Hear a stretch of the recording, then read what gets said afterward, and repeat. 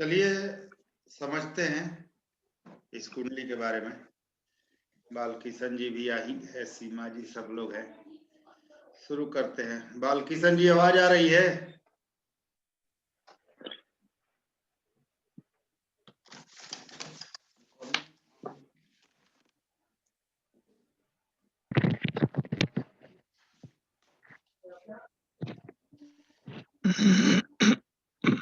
चलिए भाई, आप लोग रेडी हो जाइए, शुरू करते हैं इसको। सर नमस्कार। नमस्कार बालकिशन जी। चलिए आज थोड़ा सा विवाह के बारे में आज जानते हैं। पहले नियम लिखवा देता हूँ ब्रजेंद्र जी, आप लोग नोट कर लीजिए, इसके बाद कुछ चीजें बताता हूँ। जी। विवाह की दिशा कैसे होती है उसके बारे में थोड़ा सा देख लेते हैं। पहले ग्रहों का जो दिशा है उसे नोट कर लीजिए, उसके बाद बताऊंगा। मंगल का दक्षिण होता है, साउथ। ला, आपका कॉपी कलम लाने अभी गए?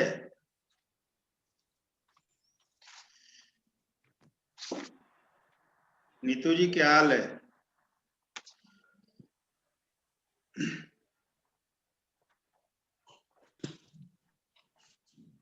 चलिए नोट कीजिए आप लोग। प्रणाम बड़े भाई। हाँ नमस्ते नीतू जी।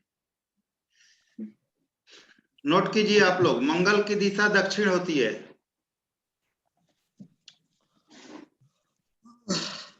शुक्र का आग्नेय कोण होता है। बुध की दिशा उत्तर है। चंद्रमा वायव्य कोण को रिप्रेजेंट करते हैं। सूर्य पूर्व दिशा को, गुरु ईशान कोण को और शनि पश्चिम दिशा को।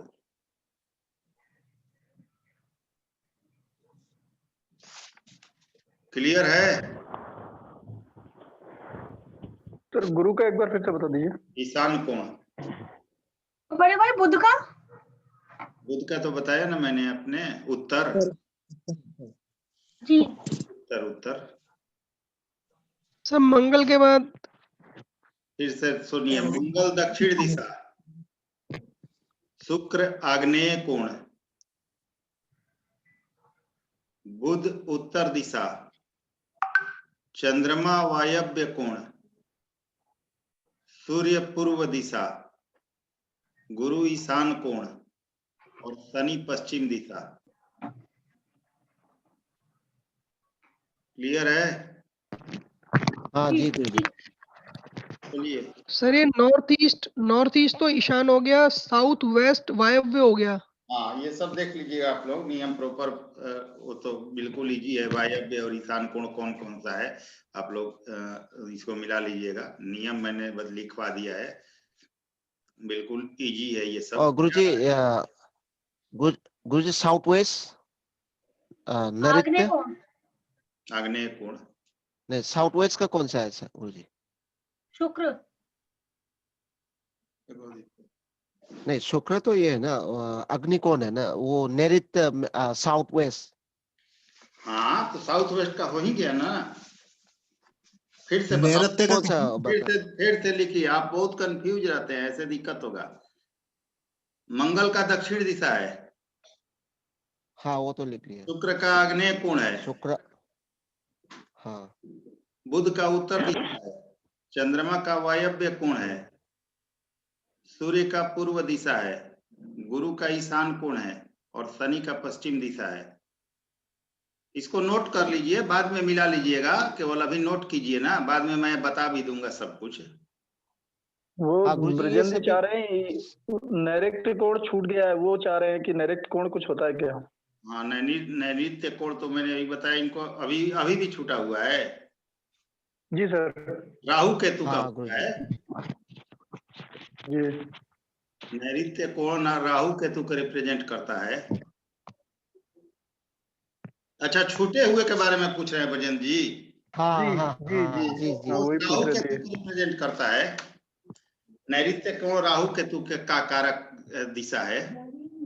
अगर राहु या केतु में से कोई सप्तम भाव में बैठे तो नैऋत्य कोण को रिप्रेजेंट करते हैं।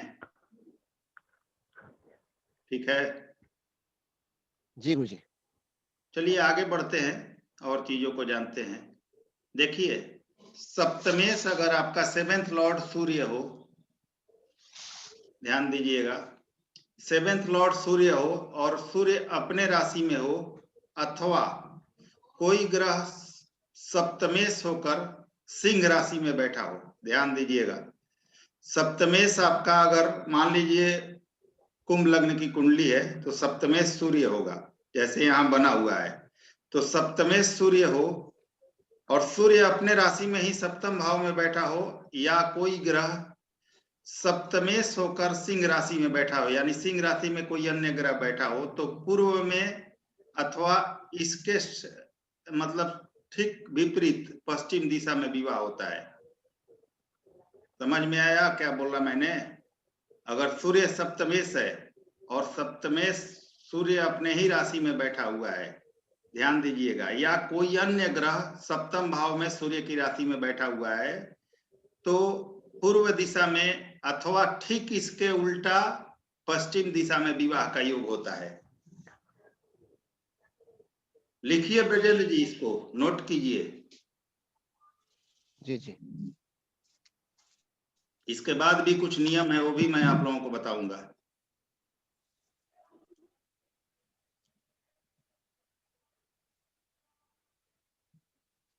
अब देखिए, अगर हो गया तो बोलिए आप लोग आगे।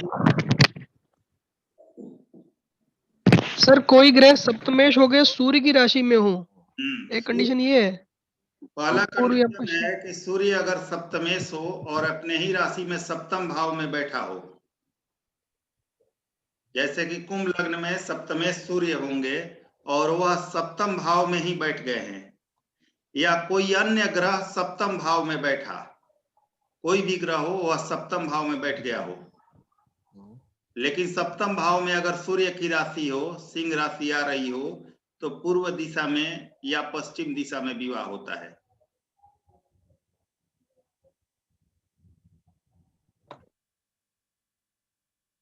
ठीक है, आगे बढ़े। हाँ हाँ। अब देखिए सप्तमेश अगर आपके कुंडली का कोई भी सप्तमेश हो, 7th लॉर्ड हो, वह कर्क राशि में हो, तो पश्चिम उत्तर दिशा में विवाह होता है या अग्नि कोण में विवाह होता है। 7th लॉर्ड आपका कोई भी हो। मंदार जी बड़ी दिन बाद नजर आए हैं भाई। जी गुरुजी। सचिन जी क्या हाल है, ठीक है? नमस्ते सर, बढ़िया सर, आप कंटिन्यू करो, मैं बिल्कुल सुन रहा हूँ। सप्तमेश अगर कर्क राशि में आपका जाकर बैठ जाए तो पश्चिम दिशा में, पश्चिम उत्तर दिशा में या अग्नि कोण में विवाह होता है। जो बता रहा हूं उसे नोट कर लीजिए, आगे कुछ और नियम बताऊंगा। इसके जी बाद सप्तमेश अगर मंगल की राशि में बैठा हो, यानी कि मेष में या वृश्चिक में हो, तो दक्षिण में या उत्तर दिशा में विवाह होता है। सर एक बार रिपीट कर दीजिए। मंगल वाला लिखिए, सप्तमेश अगर मंगल की राशि में हो, मेष में या वृश्चिक में, तो दक्षिण में विवाह होगा या उत्तर में विवाह होता है।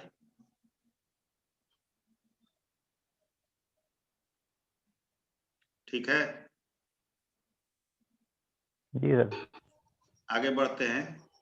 सप्तमेश यानी 7th लॉर्ड आपका बुध की राशि में अगर बैठा हो, तो उत्तर दिशा में या दक्षिण दिशा में विवाह होता है। बुध की राशि आपकी 3 नंबर या 6 नंबर में। 7th लॉर्ड आपका बुध की राशि में अगर बैठा हो तो उत्तर या दक्षिण दिशा में विवाह होता है।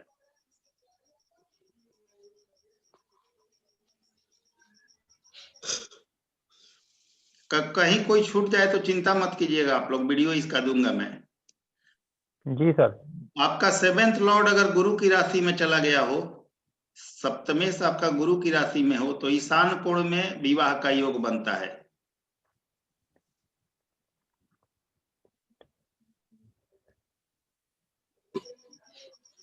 अगर सप्तमेश शुक्र की राशि में आपका चला गया है, 7th लॉर्ड आपके शुक्र की राशि में है, तो आग्नेय कोण या वायव्य कोण में विवाह का योग बनता है। सेवेंथ लॉर्ड शुक्र की राशि में हो तो आग्नेय कोण या वायव्य कोण में विवाह का योग बनता है।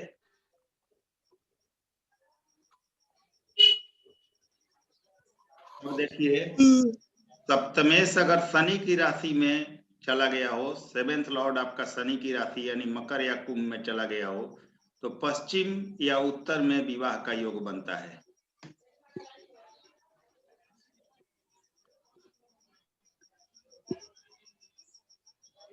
यहां तक आप लोगों ने नोट कर लिया? बड़े भाई जी सर। हाँ नीतू जी क्या बोल रही हैं आप? मैं बोल रही शनि हूँ को बड़े लिखा भाई, नहीं सर। पश्चिम या उत्तर में बोला है ना आपने, लास्ट में शनि की राशि में हो तो। शनि के राशि में अगर हो तो पश्चिम या उत्तर में। जी ठीक। अब इसके साथ और चीजों को भी देखना है। अब देख लीजिए कि सेवेंथ लॉर्ड आपके जिस राशि में बैठा है वहां किन किन ग्रहों का प्रभाव है, ये भी आपको देखना होगा।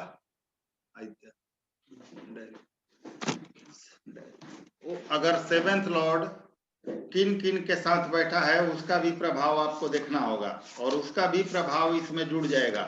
इसका ध्यान दीजिएगा, तो उसकी जो दिशा होगी वह दिशा भी उसमें ऐड हो जाएगी, तो उस दिशा में आपको जाके सफलता मिलती है। इसका ध्यान भी रखना होगा। मान लीजिए कि सेवेंथ लॉर्ड आपका जिस राशि में बैठा हो वहां सूर्य भी है, तो पूर्व दिशा भी उसमें ऐड हो जाएगी।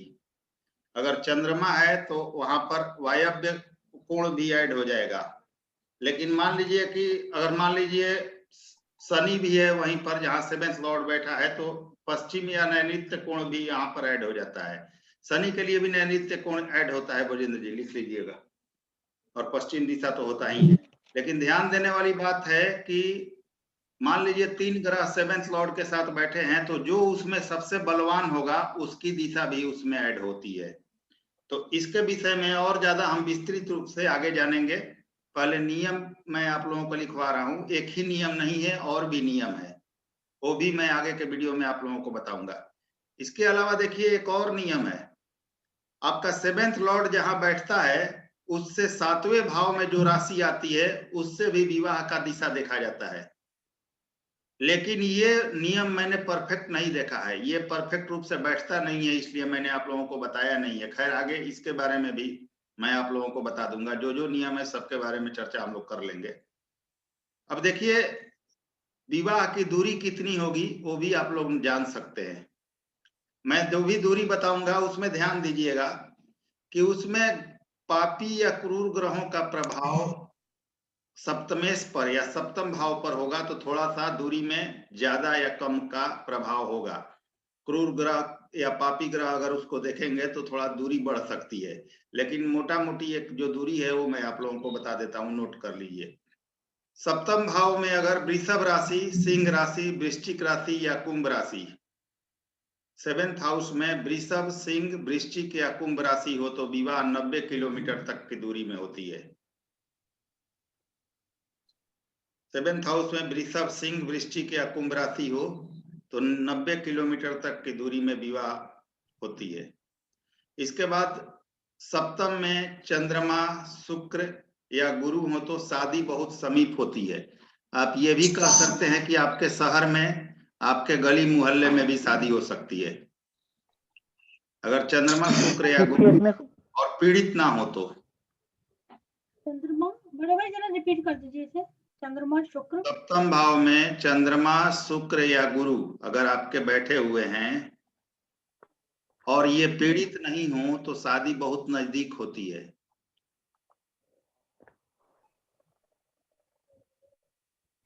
अब देखिए कि सेवेंथ हाउस में आपका चर राशि हो। चर राशि का मतलब है मेष, कर्क, तुला या मकर।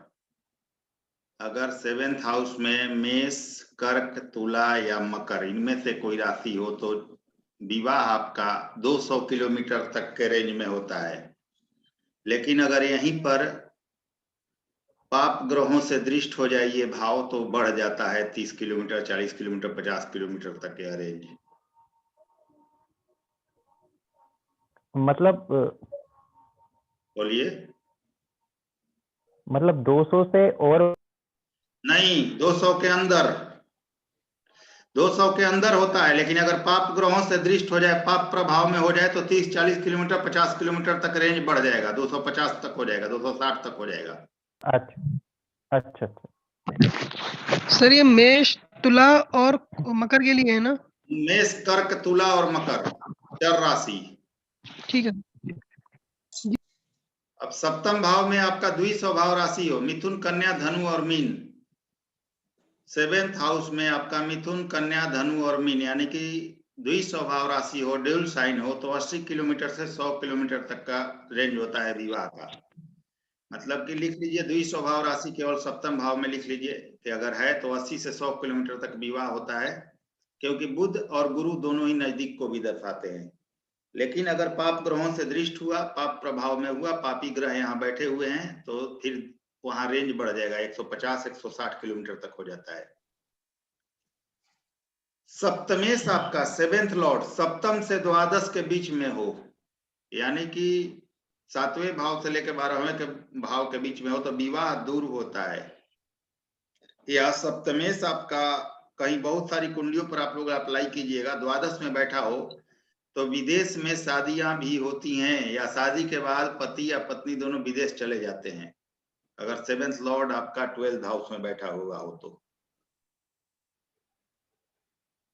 और ये जो भी नियम है उन्हें आप लोग अप्लाई करते समय ये जरूर देखिएगा कि 7th हाउस पर कैसा प्रभाव है, शुभ ग्रहों का प्रभाव है, क्रूर ग्रहों का प्रभाव है, या पापी ग्रहों का प्रभाव है, उसके अनुसार ये दूरी कम या ज्यादा हो सकती है, इसका ध्यान रखिएगा। ज्यादा होगा, कम तो नहीं होगा। अगर पापी ग्रहों के प्रभाव में सप्तम भाव आपका आ जाएगा तो ये दूरी बढ़ सकती है, तो इसका ध्यान आप लोग रखिएगा। अब चलिए मैं गुरुजी शुभ ग्रह, हाँ बोलिए। अगर गुरुजी शुभ ग्रह का प्रभाव होने से नजदीक हो जाएगा। हाँ, शुक्र अगर है तो नजदीक रहेगा। जो नियम जो मैंने किलोमीटर बताए हैं उसमें कमी नहीं होगा, बढ़ सकता है, ये ध्यान रखिएगा। उससे कम नहीं है, उससे ज्यादा हो सकता है पापी या क्रूर ग्रहों के प्रभाव से। बड़े भाई तो 7 विजन जी से 12वें भाव के बीच में अगर सप्तमेश जाता है तो दूर होती है शादी। शादी का योग दूर बनता है, लेकिन वो भी देख लीजिएगा नीतू जी, अब आपका 7th लॉर्ड कहीं पाप ग्रहों से दृष्ट हो जाएगा, ये युति में हो जाएगा तो खास करके प्रभाव हो जाएगा दूर होने का। बड़े भाई अगर लगन में चला जाए तो दूर होगा या पास होगा? नहीं, लग्न में जाके तो देखेगा नॉर्मल विवाह होगा, क्योंकि आप अपने ही भाव को देखेगा वहां से। लेकिन बड़ी बात है कि अब उस पर जैसे ग्रहों के, जिस प्रकृति के ग्रहों का प्रभाव होगा उसके अनुसार होगा, दूर या नजदीक, ये देख लीजिएगा। मतलब सप्तमेश के अलावा भी कोई है, और सप्तमेश कौन है वो भी देख लीजिएगा। जितना मैंने रेंज बताया है, सप्तमेश अगर है सिंगल देख रहा है सप्तम भाव को तो उतना ही रेंज में होगा, लेकिन अगर उस सप्तम पर नेगेटिव ग्रहों का प्रभाव है या क्रूर पापी ग्रहों का, और सप्तमेश पर तो बढ़ भी जाएगा। ठीक है जी समझ में आ रहा है नीतू जी? जी बड़े भाई समझ में आ रहा है। अब देखिए आपके जीवन साथी से मुलाकात कहाँ होगी, ये भी मैं बता चुका हूं पहले, लेकिन फिर भी आप लोगों को थोड़ा सा हाँ, ये देख लीजिए। सप्तम भाव का। गुरुजी ये एक चीज पूछना था, ये चंद्र कुंडली से भी देख सकता है क्या हम लोग? चंद्र कुंडली सिर्फ अगर लग्न आपका कुंडली ज्यादा पे। स्ट्रांग हो, चंद्र कुंडली लग्न कुंडली से ज्यादा स्ट्रांग हो तब आप देख सकते हैं। अब चंद्र कुंडली कैसे देखा जाता है फलित करते हुए, समझ लीजिए उस चीज को, आप लोगों को बता देता हूँ, एक हिंट दे देता हूँ। अगर चंद्रमा के साथ अगर 2 या 3 ग्रह बैठे हों, चंद्रमा के साथ मान लीजिए 3 ग्रह बैठ गए हों, या चंद्रमा को मिलाकर 4 ग्रह बैठ गए हों, तो वो चंद्र कुंडली ज्यादा स्ट्रांग होती है लग्न कुंडली से। उस स्थिति में आपको चंद्र कुंडली को महत्व देना चाहिए। अगर चंद्रमा के साथ 2 या 2 से ज्यादा ग्रह बैठे हैं तो चंद्र कुंडली को महत्व आपको देना चाहिए हर हालत में, ये ध्यान रखिएगा आप लोग। अगर सद्बल में अगर गुरुजी सद्बल में चंद्रमा लगने से भी स्ट्रॉन्ग हो तो चंद्र कुंडली को ध्यान देंगे या नहीं? ऐसे नहीं देखा जाता है। लग्न कुंडली को आप कभी भी इग्नोर नहीं कर सकते, कभी भी नहीं। लग्न कुंडली से बड़ा महत्व तो कुछ नहीं रखता। सबसे पहले आपको लग्न कुंडली ही देखना है, और अन्य चीजों के लिए चंद्र कुंडली देखिए, चाहे षोडश वर्ग देखिए, चाहे जो देखना है देखिए, लेकिन बिना लग्न कुंडली देखे कहीं नहीं जाना है आपको। प्रथम लग्न कुंडली ही है, ठीक है। और बिना लग्न कुंडली देखे आप कभी भी कोई फलित कर भी नहीं सकते। जी सर। और देखिए अब इसमें आपके जीवन साथी से मुलाकात को भी बता देता हूं। मान लीजिए सूर्य यहाँ पर बैठे हुए हैं इस कुंडली में, और सूर्य पंचम भाव में बैठकर गुरु की राशि को देख रहे हैं, धनु राशि को। तो इसका जीवन साथी और चंद्रमा भी यहाँ पर बैठे हुए हैं सप्तम भाव में। ध्यान दीजिएगा, सप्तमेश जहां है वहां से सातवें भाव में जो राशि आएगी उस तत्व में जीवन साथी से मुलाकात होती है। तो इस जातक की मुलाकात अपने जीवन साथी से कहाँ होगी? गुरु की क्या विशेषताएं हैं? या तो मंदिर, पुस्तकालय, मंदिर, धार्मिक मंदिर में, हाँ हेलो, स्कूल है, मंदिर है, हो गया, कॉलेज हो गया, पुस्तकालय हो गया, कॉलेज हो गया, जितने भी धार्मिक चीजें हैं वहां की स्थिति जो बन गई वो हो गया। इन सब चीजों पर, इन सब जगहों पर गुरु की जो राशियां जहां रिप्रेजेंट करती है वहां इस जातक की अपने जीवन साथी से पहली मुलाकात हो सकती है, और होगी भी, क्योंकि ज्यादातर ये योग बनता है। ये आपका सही है। देखिए चलिए इस चार्ट पर चलते हैं हम लोग, कुछ चर्चा। और बैकग्राउंड साउंड आप लोग ऑफ कीजिए ताकि मैं अच्छे से बता सकूं कुछ। बैकग्राउंड को ऑफ कर लीजिए आप लोग। अब इस चार्ट को देखिए, ये चार्ट क्या कहता है आप लोग अपना दीजिए ओपिनियन। अशोक जी, लव मैरिज। लव मैरिज तो है, आगे? सर लव मैरिज तो साफ साफ दिख रहा है। हाँ लव मैरिज तो है, आगे भी बोलिए आप लोग। मंगल इसका बेकार हो गया जी, इसे चोट वोट लगेगी। अरे शादी की बात हो रही है सर। शादी के बारे में 1 2 3 4 5 6 7 8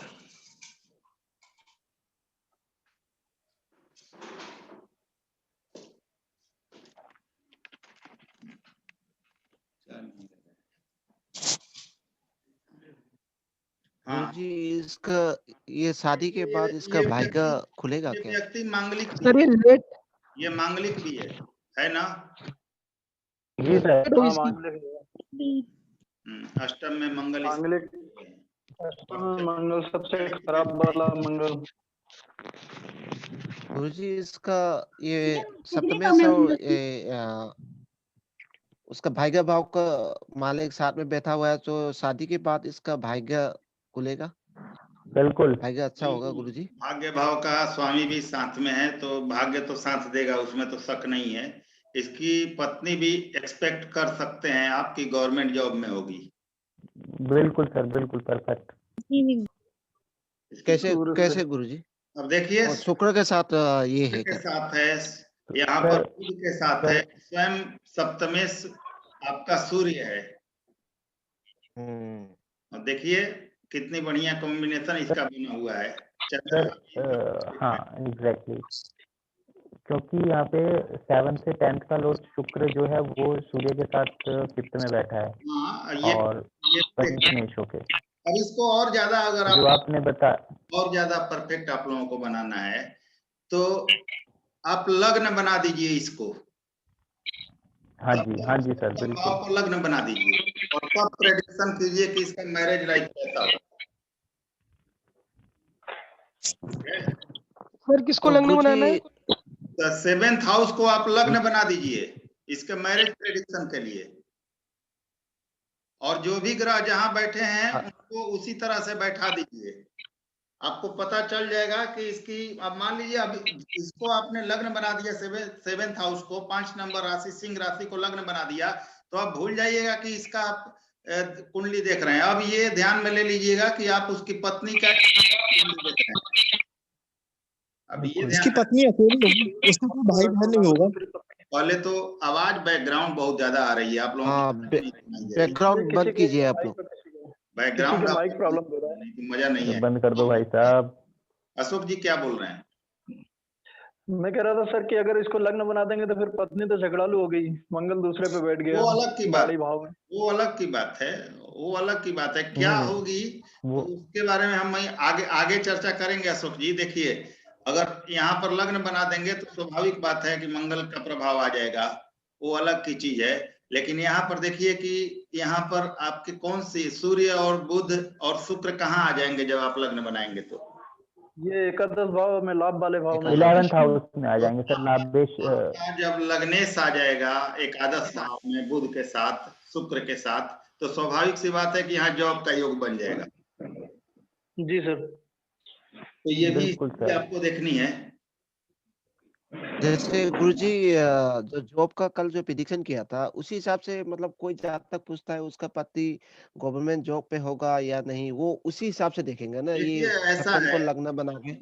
ऐसा है ब्रजेंद्र जी कि सिंपल नियम ये है कि पति पत्नी जॉब में होंगे या नहीं, सप्तम भाव को देखिए, सप्तम भाव सप्तमेश को देखिए कौन सी राशि पड़ रही है। अब सूर्य की राशि है तो ज्यादातर उम्मीद कर सकते हैं हम लोग की जॉब में हो सकता है या हो सकती है। अब उस पर भी प्रभाव देखिए ग्रहों का, अगर बुध से युति है, शुक्र से, गुरु से युति या दृष्टि है, चंद्रमा से संबंध है, शनि वगैरह से एटलीस्ट संबंध बन रहा है अच्छा, तो निश्चय ही ऐसा जातक उसकी वाइफ या उसका हस्बैंड वो जॉब में होता है, और ये अच्छे भाव में बने तो और ज्यादा प्रबल रूप से होता है। जी जी ठीक है, आगे आप लोग देखिए। सर इसमें गवर्नमेंट जॉब भी कह सकते हैं बिल्कुल गवर्नमेंट जॉब की कह सकते हैं, सूर्य क्योंकि साथ में है। बिल्कुल बिल्कुल कह सकते हैं। इस लड़की के कोई भाई बहन नहीं होगा जिससे इसकी शादी होगी? लड़की अकेली होगी, राहु बैठा तीसरे घर में। शादी का क्या होगा, शादी का लाइफ इसका क्या होगा वो आप लोग देख सकते हैं। देखिए हनुमान कुंडली मैंने रखा है, अब देखिए इसकी शादीशुदा जीवन अच्छी नहीं है, ध्यान नहीं दीजिए। जी। केतु लग्न में बैठा है, जी सर। अष्टम भाव में ग्रहण बना हुआ है और अष्टम भाव में मंगल है।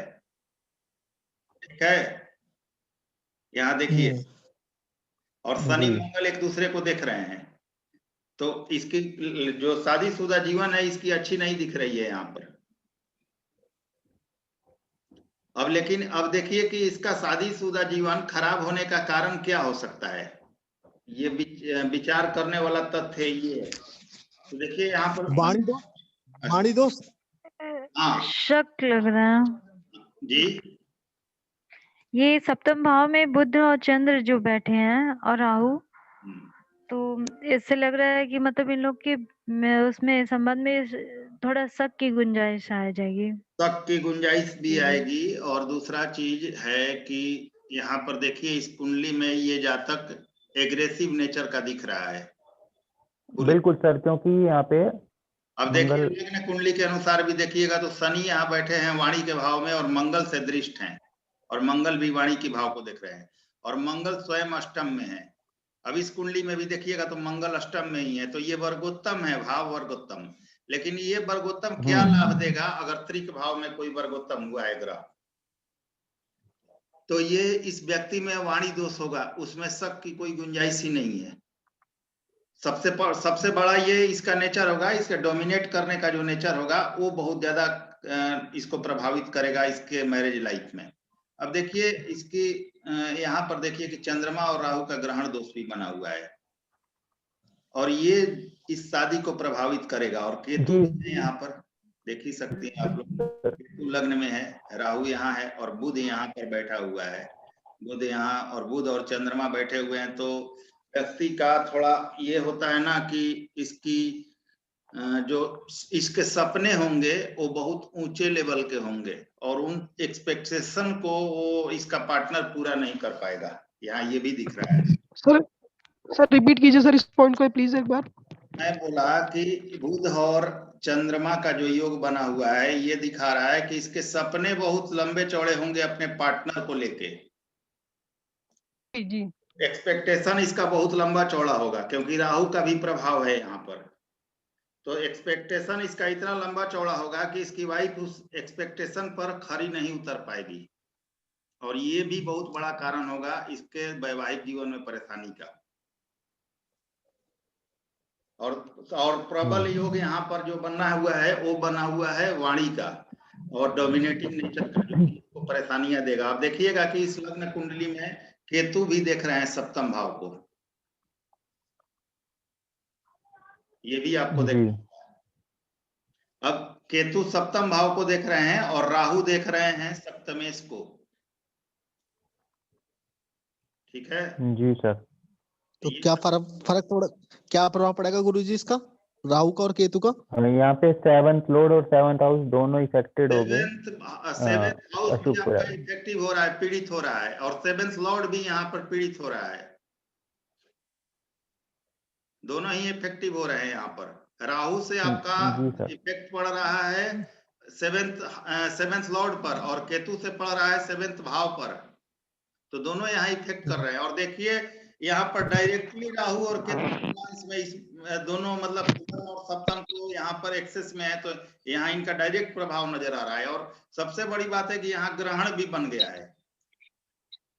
Sir Ketu Rahu axis D9 में तो देख के क्लियरली कह सकते हैं कि इसके वैवाहिक जीवन में दिक्कत रहेगी। बिल्कुल। और ये चीज बालकिशन जी, ये सिर्फ यहाँ देखने से मैं नहीं कह रहा हूँ, मैंने हजारों ऐसी कुंडलियां देखी है। अगर 1000 देखा होगा तो 900 कुंडलियों में ये योग निश्चय ही वैवाहिक जीवन में मतभेद या दूरी या तलाक या दूसरा विवाह कराता है। जी सर। ये चीज मैंने बहुत सारे प्रैक्टिकल कुंडलियों पर देखी हुई है, इसलिए इस चीज को बोला मैंने। तो इसका भी ध्यान आप लोग रखना होगा। आगे हम लोग चर्चा सर लेकिन सर एक पॉइंट है, जैसे अगर हम इसका D1 देखते हैं, D1 में जो इसका सप्तमेश है, सप्तमेश तो अच्छे ग्रहों के साथ में है, हालांकि वो खुद क्रूर है लेकिन अच्छे ग्रहों के साथ में है, तो वहां तो ऐसा देखने में लगता है पहली नजर में कि ये मैरिज ठीक ठाक ही रहेगा इसका। हाँ बिल्कुल, ये यहाँ देखने से बिल्कुल लग रहा है। लेकिन ध्यान दीजिएगा कि कभी भी कोई भी प्रेडिक्शन मैरिज का कीजिएगा आप लोग, तो बिना नवमांश कुंडली देखे मत कीजिएगा जी। नवमांश कुंडली का बहुत बड़ा महत्व है कि आपकी क्या स्थिति रहेगी वैवाहिक जीवन की। अगर आपका लग्न कुंडली सही है और नवमांश कुंडली खराब है, बदतर स्थिति में है, तो कभी नहीं हो सकता है कि आपका वैवाहिक जीवन सही हो। आपको नेगेटिव रिजल्ट इसका मिलेगा ही मिलेगा। और लग्न और सप्तम में अगर ग्रहण बन जाए तब तो फिर कहना ही क्या है, फिर बहुत ज्यादा प्रॉब्लम हो जाती है उस स्थिति में। तो लग्न कुंडली को देखने से ठीक लग रहा है, लेकिन नवमांश कुंडली इसका सही नहीं है। और यहाँ देखिए, अब यहाँ जो इसके सूर्य हैं वो यहाँ पर चले आए हैं द्वादश भाव में। ये भी यहाँ देख लीजिए आप लोग। तो यानी कि आपके लग्न कुंडली में राहु और केतु का प्रभाव है, और आपके नवमांश कुंडली में भी राहु और केतु का यहाँ स्पष्ट प्रभाव नजर आ रहा है। सर नवमांश में सूर्य अगर 12वें में चला गया, उसका क्या प्रभाव है कि इसका 7th भाव का लॉर्ड है, उसको नवमांश में देखना है क्या? हाँ बिल्कुल, आपके जो लग्न कुंडली का 7th लॉर्ड है उसको भी नवमांश में देखना है।